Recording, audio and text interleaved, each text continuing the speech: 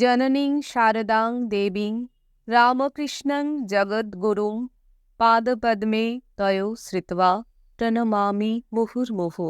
ঠাকুর মা স্বামীজির চরণে আভূমিলুণ্ঠিত প্রণাম জানিয়ে আজ আমি সুহাসিনী দেবীর লেখার থেকে কিছুটা অংশ আপনাদের সামনে তুলে ধরার চেষ্টা করলাম। তিনি লিখেছেন, ২-৪ দিন মায়ের কাছে না গেলে মন খুব খারাপ হয়ে যেত।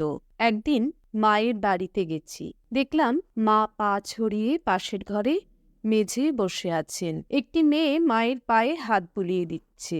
আমাকে দেখে মা হেসে বললেন, এসো মা, আজ যে দেখছি আমার পল্টন এসেছে। শান্তি মাকে প্রণাম করতে মা তার চিবুকে হাত দিয়ে চুমু খেয়ে বললেন, শিশুদের ভেতরে ভগবানের আসন পাতা, তাদের মধ্যে তার প্রকাশ বেশি, কারণ তারা সরল ও পবিত্র।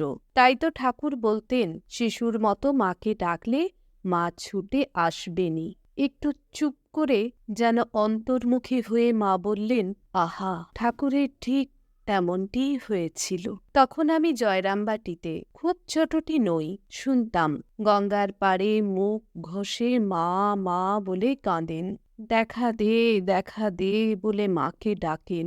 লোকে তো বুঝত না কিছু, তাই পাগল বলে রটাতো। শুনে আমার খুব কষ্ট হতো। কাউকে কিছু লজ্জায় বলতেও পারতাম না। শুধু ভানু পিসির কাছে গিয়ে ছলছল চোখে বসলেই সব বুঝতে পারত। আমাকে জড়িয়ে ধরে আদর করে গায়ে মাথায় হাত বুলিয়ে সে বোঝাত, লোকের কথায় কান দিয়ে কেন মন খারাপ করিস? অমন শিবের মতো স্বামী তোর আমি বাসর ঘরেই চিনেছি।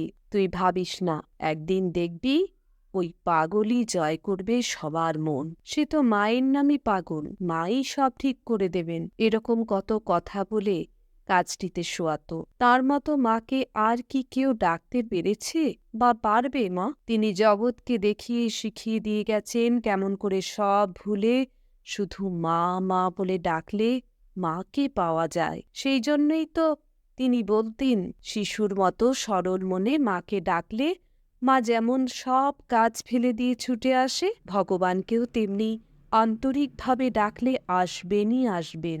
তোমরাই বলো না, সংসারের কাজে যতই ব্যস্ত থাকো, যখন ছেলে বা মেয়ে মা মা বলে চেঁচিয়ে কাঁদে, তখন কি সব কাজ ফেলে রেখে আগে তাকে কোলে নাও না? মায়ের কথা শুনে আমরা সবাই হাসতে থাকলাম। মাও হেসে বললেন, কি ঠিক বলিনি? আমরা হেসে বললাম, ঠিক বলেছেন মা। আমি হঠাৎ বলে ফেললাম, আচ্ছা মা, তুমি যে, বলেই জিভ কেটে চুপ করে গেলাম। মা বললেন, কি হলো, জিভ কাটলে কেন? আমি লজ্জিত হয়ে বললাম, মা, আপনাকে তুমি বলে ফেলেছি, ক্ষমা করবেন। মা জোরে হেসে বললেন, দেখো পাগলি মেয়ের কাণ্ড, তাতে কি হয়েছে? নিজের মাকে লোকে তুমি বলে না তো কি আপনি আজ্ঞে করে বলে? আমি তো তোমাদের সকলের মা, সত্যিকারের মা, আমাকে তুমিই তো বলবে। মায়ের স্নেহ বিগলিত কথাগুলি এবং মা যে আমাদের সত্যিকারের মা, কথা তাঁর নিজের মুখে থেকে শুনে আমার সারা শরীর যেন কেমন হয়ে গেল, চোখ দিয়ে জল পড়তে লাগলো।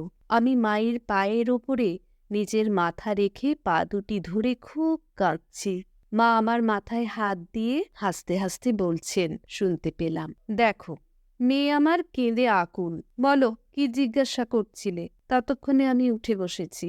আমি কিছু জিজ্ঞাসা করার আগেই গোলাপ মা এসে মাকে ঠাকুরের বৈকালী ভোগ দেবার কথা বলতে মা আমাদের বসতে বলে ওই ঘর থেকে ঠাকুর ঘরে গেলেন। সেদিন সুধীরাদিও ছিলেন। মা উঠে যেতেই সুধীরাদি আমাকে বললেন, তুমি আজ করলে কি গো? আজ মায়ের নিজের মুখ থেকে মা যে জগতের সকলের মা এবং সকলের সত্যিকারের মা, তা আমাদের সবাইকে জানবার ও শুনবার সৌভাগ্য করিয়ে দিলে। মা তো সবসময় নিজেকে গোপন করে রাখেন, ধরা দিতে চান না। আমি বললাম, তাই তো সুধীরাদি, আমরা কতটুকু মাকে বুঝতে পারি, তবু তো আপনি সরলাদি মাকে অনেক বেশি পান। আমি তো সংসারী, কখনো 2-1 দিন বাদে, আবার কখনো 7 দিন বাদে একটুখানি সময়ের জন্য মাকে কাছে পাই। এরকম আমাদের কথাবার্তা চলছে। কিছুক্ষণ পর মা হাসি মুখে ফিরে এলেন। বললেন, কি গো, কি সব কথা হচ্ছে তোমাদের? সুধীরাদি বললেন, সুহাস আপনার কাছে বেশি আসতে পারে না, তাই দুঃখ করছিল। মা বললেন, দুঃখ কেন মা? সংসার তো ঠাকুরই দিয়েছেন, ওটা তো তোমাদের কর্তব্য। কর্তব্য সেরে তবে তো আসবে। এই যে সুধীরা, সুমতি, সরলা, এরাও তো নিজের নিজের কাজ সেরে তবে আসে। ইচ্ছে হলেই তো হয় না মা। ইচ্ছে পূরণ তো মানুষের হাতে নয়, তাঁর ইচ্ছেই সব হয়। বিকেল প্রায় শেষ হয়ে আসছে দেখে চলে আসতে হলো। সুধীরাদিরা বসে রইলেন। আমার আসতে মোটেই ইচ্ছে করছিল না। মায়ের কাজ ছেড়ে কখনোই আসতে ইচ্ছে হয় না। জয় মা। আজ আমি আমার মতন করে গাজরের হালুয়া বানালাম, নিবেদন করলাম মাকে। জয় মা। আপনাদের মূল্যবান মতামত নিশ্চয়ই লিখে জানাবেন। সবাই ভালো থাকবেন, সুস্থ থাকবেন। জয় ঠাকুর, জয় মা, জয় স্বামীজি।